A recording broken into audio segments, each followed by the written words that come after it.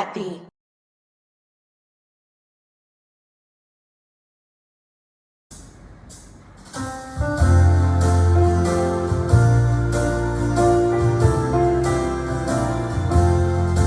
Sinar kasih Tuhan Yesus menerangi dunia, bagai pelita bersinar dalam dunia gelap.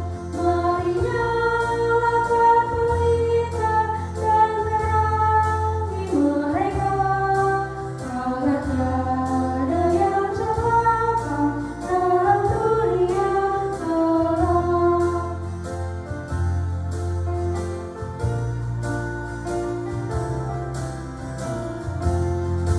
Ku sadari aku juga pernah jauh darinya, karena sinar kasih Yesus ku kembali padanya. Mari nyalakan pelita dan terangi mereka, agar tiada yang celaka dalam dunia gelap. Shalom umat yang dikasihi dalam nama Yesus Kristus. Semangat pagi buat kita semuanya. Sebelum kita mendengarkan firman Tuhan, kita bersatu dalam doa. Terima kasih Tuhan Yesus buat anugerah-Mu, buat cinta kasih-Mu. Kami mau mendengarkan firman-Mu, berkumandanglah Engkau karena kami siap untuk mendengarkannya. Amin.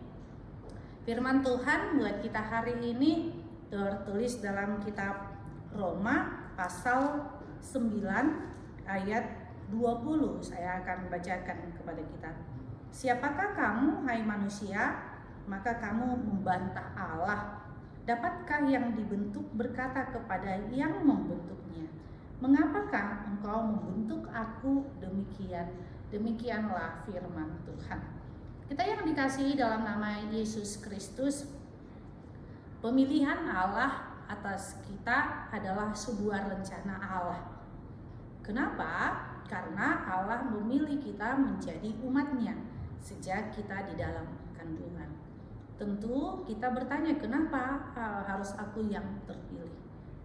Segala sesuatunya itu saya bisa jawab dengan adanya rencana Tuhan. Mungkin tidak bisa diterima oleh logika. Kenapa rencana Tuhan harus seperti itu? Tetapi kita buat logikanya seperti ini. Untuk menerangi suatu tempat tidak diperlukan lilin yang banyak. Hanya 2 atau 1 lilin juga bisa meneranginya. Atau untuk menerangi suatu tempat tidak diperlukan bola lampu yang banyak. Hanya 1 pun bola lampu bisa menerangi semua tempat. Karena itu firman Tuhan katakan, kamu adalah garam dan terang dunia. Artinya kita yang letaknya di atas untuk menerangi sekeliling.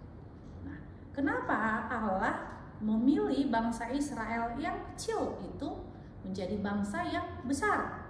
Karena memang dari hal yang kecil Tuhan memilih kita untuk menjadi besar.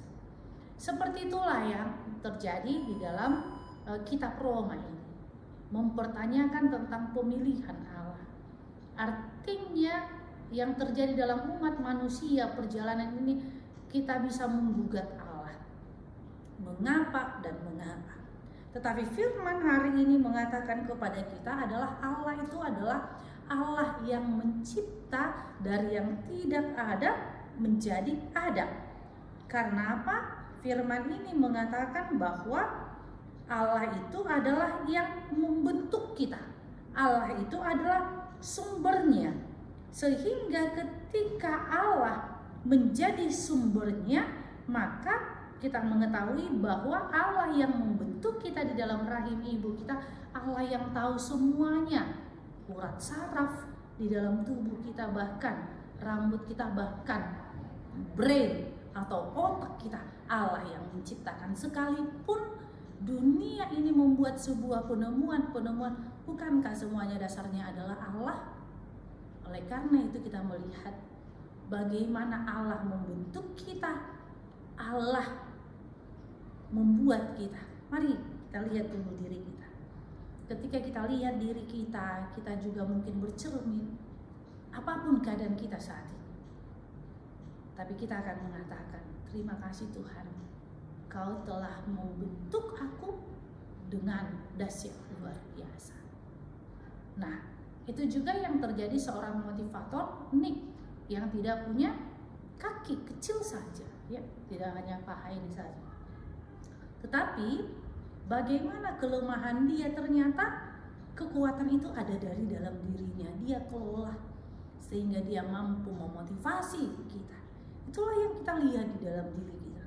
Bagaimana Allah membentuk kita sehingga dalam diri kita terpancar kemuliaan Allah. Karena itu jangan hanya melihat kekurangan apa yang terjadi, tetapi ketika kita melihat kekurangan itu menjadi kekuatan kita untuk memuliakan Tuhan. Amin. Kita bersatu dalam doa. Terima kasih Tuhan Yesus buat anugerah-Mu, buat cinta kasih-Mu. Mulialah Engkau Tuhan dalam setiap hidup kami, dalam setiap aktivitas kami. Berkati setiap umat-Mu yang bekerja, juga berikan kekuatan dalam setiap pergumulan mereka. Inilah doa kami dalam nama Yesus Kristus, kami berdoa padamu. Amin.